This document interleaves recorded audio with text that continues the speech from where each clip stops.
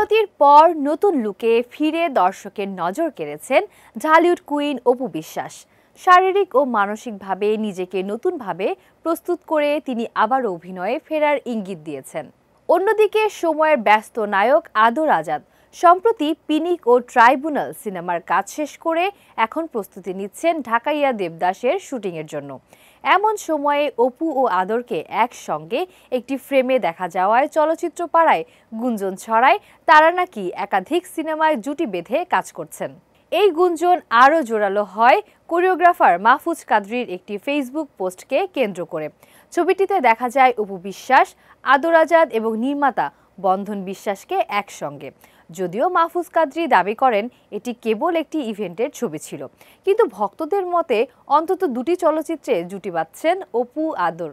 এক সূত্রের বরাতে জানা যায় একটি সিনেমা পরিচালনা করবেন নির্মাতা বন্ধন বিশ্বাস এবং অন্যটি পরিচালনা করবেন একজন নামকরা পরিচালক। আগামী মাসেই প্রথম প্রজেক্টের শুটিং শুরু হতে পারে, আর অন্যটি কাজ শুরু হবে নতুন বছরের শুরুতে। তবে আনুষ্ঠানিক ঘোষণা এখনো বাকি। এ বিষয়ে জানতে চাইলে অপু বিশ্বাস বলেন তিনি কাজে ফেরার জন্য প্রস্তুত, তবে সহ অভিনেতা বা প্রকল্প নিয়ে এখনই কিছু বলতে চান না।